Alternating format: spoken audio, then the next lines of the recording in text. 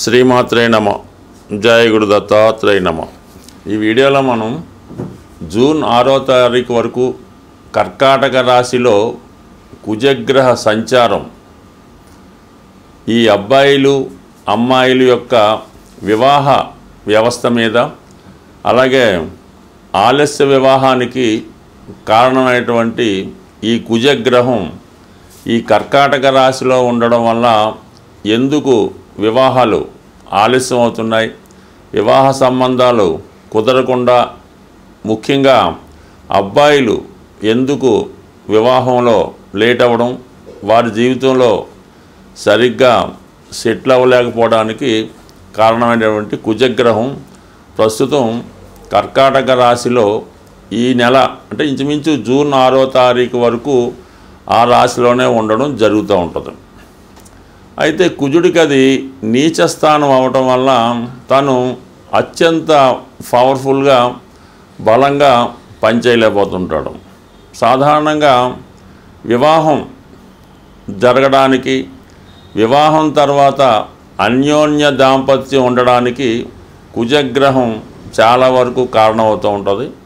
అయితే ఎక్కువగా అమ్మాయిల జాతకంలో కుజుడు భర్త యొక్క స్థాయిని, ఎటువంటి భర్త వస్తాడు, అలాగే జాతకంలో కుజదోషం ఎంతవరకు ఉంటుంది, ఇవన్నీ కూడా ఎస్పెషల్లీ అమ్మాయిల జాతకంలో కుజుడు ఎంత బలంగా ఉంటే వారికి వివాహం అంత తొందరగా అవ్వడం, అలాగే వివాహం తర్వాత కూడా అన్యోన్యంగా ఉండడం, అలాగే తొందరగా సంతానం కలగడానికి కూడా కుజుడే కారణం అవుతుంటాడు.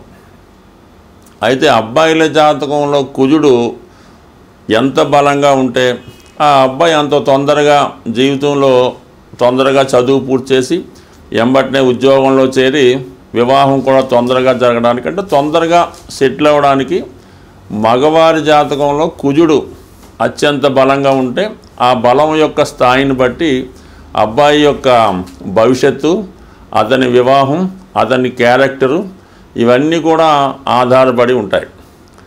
మరి అబ్బాయిల జాతకంలో శుక్రుడు కూడా భార్య యొక్క స్థాయిని చెప్పడం జరుగుతూ ఉంటుంది. శుక్రుడు అబ్బాయి జాతకంలో ఎంత బలంగా ఉంటే అంత అందమైనటువంటి, బాగా స్థిరపడినటువంటి మంచి డౌరీతో మంచి భార్య రావడం జరుగుతూ ఉంటుంది.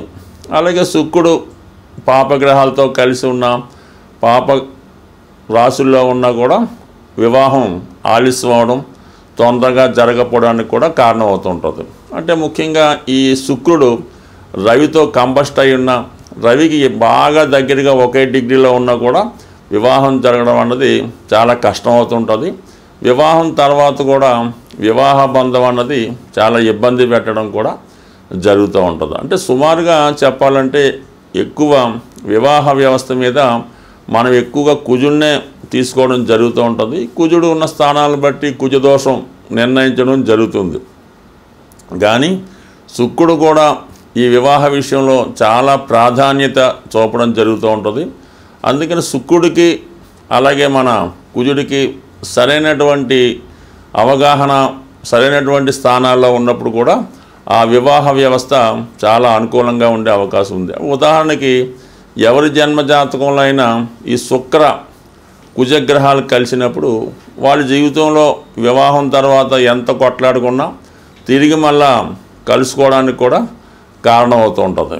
అందువల్ల ఏంటంటే ముఖ్యంగా జాతక పరిశీలనలో అమ్మాయిల యొక్క జాతకం చూసినప్పుడు ఆ కుజుడు యొక్క స్థితిని బట్టి, కుజుడు ఉన్నటువంటి స్థానాలు, కుజుడు ఏ గ్రహాలతో కలిసి ఉన్నాడు, పాపగ్రహాల వీక్షణ ఉందా, వీటన్నిటి బట్టి ఎప్పుడు వివాహం అవుతుంది, వివాహం తర్వాత ఏ విధంగా ఉంటుంది, ఏ వైపు నుంచి భర్త వచ్చే అవకాశం ఉన్నది 100% ఈ కుజుడు బట్టి అమ్మాయిల జాతకంలో చెప్పడం జరుగుతూ ఉంటుంది. అలాగే అబ్బాయిల జాతకంలో శుక్రుడు ఉన్న స్థితిని బట్టి అబ్బాయికి ఎప్పుడు వివాహం జరగవచ్చు, వచ్చిన భార్య ఏ విధంగా ఉంటుంది, వివాహం తర్వాత జాతకుడు అదృష్టవంతుడవుతాడా, దురదృష్టవంతుడవుతాడా అన్నది కూడా అబ్బాయి యొక్క జాతకంలో శుక్రుడిని బట్టి కూడా ఉండడం జరుగుతూ ఉంటుంది. సో ఇప్పుడు మనం ఈ కుజుడు ఇంచుమించుగా మనకి జూన్ 6వ తారీఖు వరకు కర్కాటక రాశిలో సంచరిస్తూ ఎక్కువగా పుష్యమి, ఆశ్లేష నక్షత్రాల మీద ఎక్కువ సంచారం చేయడం జరుగుతుంటుంది. ఈ ప్రభావం వివిధ రాశుల వారి మీద ఏ విధంగా ఉంటుంది, వారు తొందరగా వివాహం జరగాలన్నా, వివాహం జరిగి కూడా ఇబ్బందుల్లో ఉన్నవాళ్ళు ఎటువంటి పరిహారాలు చేసుకోవాలి అన్న విషయాన్ని ఈ వీడియోలో కొద్దిగా డీటెయిల్గా తెలుసుకునే ప్రయత్నం చేద్దాం. స్వస్తి. మేషరాశి వారికి కుజుడు రాస్యాధిపతిగా, అష్టమాధిపతిగా ఉంటాడు. అందుకని మేషరాశి వారికి ఎస్పెషల్లీ కుజుడు శుభుడు అవటం వల్ల ఏ భావంలో ఉన్నప్పటికీ కూడా 99% శుభ ఫలితాలు మాత్రమే ఇవ్వడం జరుగుతూ ఉంటుంది. అయితే ఇప్పుడు మనకి ఈ కుజుడు మేషరాశి వారికి చతుర్థ స్థానంలో సంచరిస్తూ తన చతుర్థ దృష్టితో సప్తమ భావాన్ని వీక్షిస్తున్నాడు. అంటే వివాహానికి అవసరమైనటువంటి భావాన్ని చూడటం వల్ల కంపల్సరీగా ఈ సమయంలో మీరు చేస్తున్నటువంటి వివాహ ప్రయత్నాలు చాలా వరకు అనుకూలించే అవకాశం ఉన్నది. అయితే ఇప్పుడు ఏమైందంటే మనకి రవి కుజుడి యొక్క రాశిలో ఉండడం వల్ల మరి ఈ కుజుడు సూర్యుని యొక్క ఫలితాలు కూడా ఇవ్వవలసి ఉంటుంది. సాధారణంగా సూర్యుడు వివాహానికి పెద్దగా ఇండికేట్ చేయడమాట, అతనికి అంగీకారం ఉండదు. వివాహ విషయంలో బ్రహ్మచర్యంగా ఉండడానికే ఎక్కువ సూర్య భగవానుడు ఇష్టపడుతూ ఉంటాడు. అయితే అక్కడ సప్తమ స్థానంలో కూడా రవి నీచపడుతూ ఉంటాడు. ఆ కారణం వల్ల మరి మేషరాశిలో ఉన్నటువంటి రవి సప్తమ దృష్టితో మన తులారాశిని వీక్షించడం, అంటే మన మేషరాశి వారికి వివాహ స్థానాన్ని వీక్షించడం వల్ల ఇంచుమించుగా మనకి ఈ సూర్యుడు మేషరాశిలో ఉన్నంత వరకు మరి మన కుజుడు వివాహ విషయంలో పెద్దగా ఎంత ప్రయత్నం చేసినా మేషరాశి వారికి వివాహం జరగడం అన్నది చాలా వరకు కష్టంగా ఉంటుంది. ఎప్పుడైతే మనకి ఇంచుమించుగా మనకి ఈ మే 15వ తారీఖు, మే 14వ తారీఖు దాకా అక్కడే ఉండి ఇంచుమించుగా మే 15వ తారీఖున రవి ఆ రాశి నుంచి మారడం జరుగుతుంది. అందుకని ఇప్పుడు వివాహ ప్రయత్నాలు చేస్తున్నవారు మే 15వ తారీఖున మీరు గట్టిగా మేషరాశి వారు వివాహ ప్రయత్నాలు చేస్తే మీ వివాహ ప్రయత్నం ఫలించే అవకాశం ఉంటుంది. అందువలన కంపల్సరీగా మీరు అప్పటి వరకు వెయిట్ చేసి అప్పుడు నిర్ణయం తీసుకుంటే వివాహం తొందరగా కుదిరే అవకాశం ఉన్నది. ఇక శుక్రుడు కూడా కొంతవరకు ఏంటంటే 12వ స్థానంలో సంచరిస్తూ ఉన్నాడు. శుక్రుడు 12వ స్థానంలో సంచరించడం అన్నది ఈ మేషరాశి వారు కొంతవరకు వివాహానికి అడ్డంకిగానే ఉండే అవకాశం ఉంది. ఎందుకంటే సప్తమాధిపతిగా ఉన్నటువంటి శుక్రుడు 12వ స్థానంలో ఉన్నాడు. అంటే తన రాశి నుంచి 6వ స్థానంలో ఉండడం వల్ల సాధారణంగా వివాహానికి ఇది అనుకూలత ఏర్పడదు. అలాగే వివాహం అయిన వారు కూడా చాలా వరకు ఏదో ఒక విభేదాల్లో, అభిప్రాయ భేదాల్లో ఉండే అవకాశం ఉన్నది. సో అందువలన ఏంటంటే ఈ సమయంలో కొంతవరకు ఈ మేషరాశి వారు రవి యొక్క స్థితి తొలగిన తర్వాత, అయితే మనకి మే 15 తర్వాత మీరు చేసే వివాహ ప్రయత్నాలు చాలా వరకు అనుకూలించే అవకాశం ఉంది. మరి ఈ సమయంలో మరి శుక్రుడు ఉన్నటువంటి స్థితిని బట్టి చూసినప్పుడు చాలా వరకు మీకు బాగా చదువుకున్నటువంటి, ఇంచుమించుగా పీజీ వరకు చదువుకున్నటువంటి బాగా హోదా కలిగినటువంటి కుటుంబం నుంచి ఒక మంచి అమ్మాయి ఈ సమయంలో మీకు భారీగా వచ్చే అవకాశం ఉంటుంది. అంటే వివాహానికి గురుబలం కూడా అవసరం కాబట్టి మీరు ఈ శుక్రుడుతో పాటు గురువు కూడా మీకు ఈ నెల ఇంచుమించుగా 15వ తారీఖు వరకు ఈ కుటుంబ స్థానంలో ఉండి అక్కడ నుంచి 3వ స్థానానికి వెళ్తాడు. 3వ స్థానంలోకి వెళ్ళినటువంటి గురువు సప్తమాన్ని కూడా వీక్షిస్తూ ఉంటాడు అన్నమాట. ఇవన్నీ కూడా ఈ మేషరాశి వారికి ఈ మే 15వ తారీఖు తర్వాత వివాహానికి చాలా మంచి పరిస్థితులు అనుకూలంగా ఉన్నాయి. అయితే కుజుడి యొక్క కారకత్వాలు ఇంకా ఎలా ఉంటుందంటే భూములు, స్థిరాస్తులు ఇవన్నీ కూడా కుజుడు ఇచ్చే వాటిలో ఒకటి కాబట్టి అందుకనే చాలామందికి వివాహం జరిగినప్పుడు ఎక్కువగా ఈ భూమి కట్నంగా రావడం జరుగుతూ ఉంటుంది. కొంతమంది పెద్దవారు కూడా ఈ అబ్బాయికో అమ్మాయికో వివాహం జరిగినప్పుడు వారు ఈ అమ్మాయి పేరుతోనో అబ్బాయి పేరుతోనో కొంత ఆస్తిని కూడా రాయడం జరుగుతూ ఉంటుంది. అంటే దీన్ని బట్టి ఏంటంటే కంపల్సరిగా వివాహానికి భూమికి కుజుడికి సంబంధం ఉంటుంది.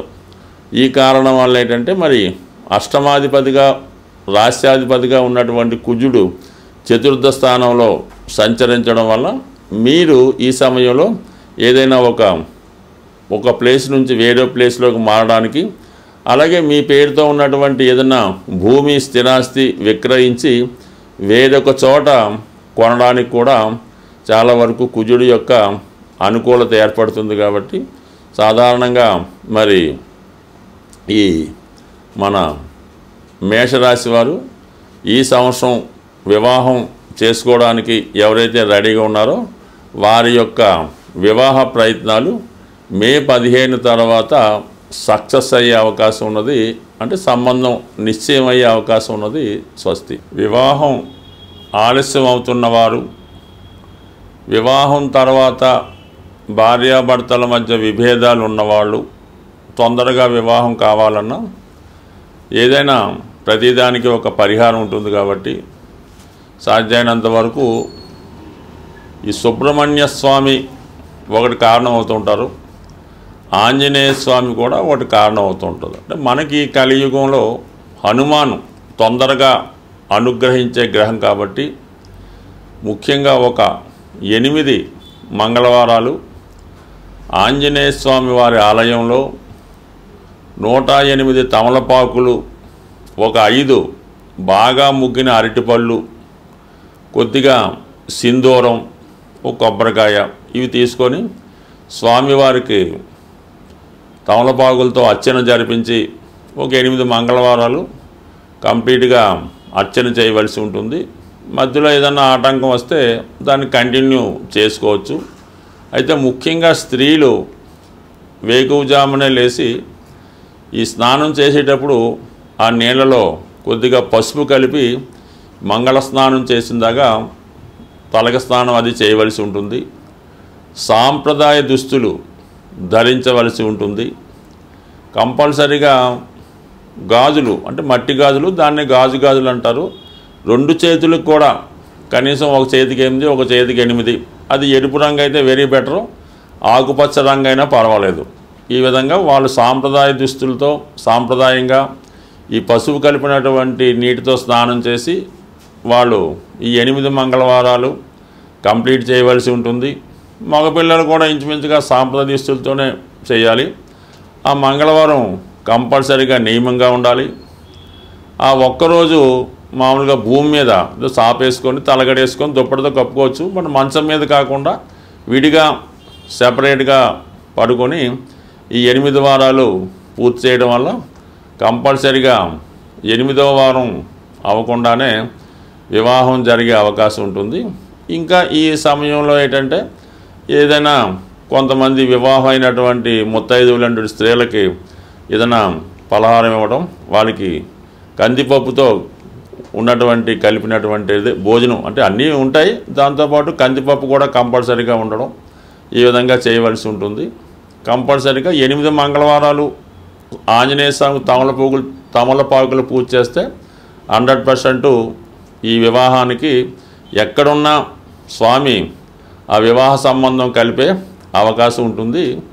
సరే, ఇది కొంతవరకు ఉంది. కొంతమంది ఈ మంగళవారం రోజు చీమలకి పంచదార బియ్యం పిండి ఆహారంగా వేయటం వల్ల, లేదంటే చెరువులో ఈ నదుల్లో ఉన్నటువంటి చేపలకి ఆహారంగా ఏదైనా బిస్కెట్లో పేలాలో అవి వేయడం వల్ల అనేక రకాలు పరిహారాలు ఉంటాయి. ఇవి తొందరగా శీఘ్రంగా పరిహారం జరుగుతూ ఉంటుంది. కాబట్టి ఈ హనుమాన్ చాలీసా పారాయణ చేయడం వల్ల కూడా వివాహం అవుతుంది. సుందరకాండ పారాయణ, హనుమాన్ చాలీసా, ఏదైనా హనుమాన్ ఆరాధించడం వల్ల కుజగ్రహ అనుగ్రహంతో తొందరగా వివాహం జరిగే అవకాశం ఉంటుంది. స్వస్తి.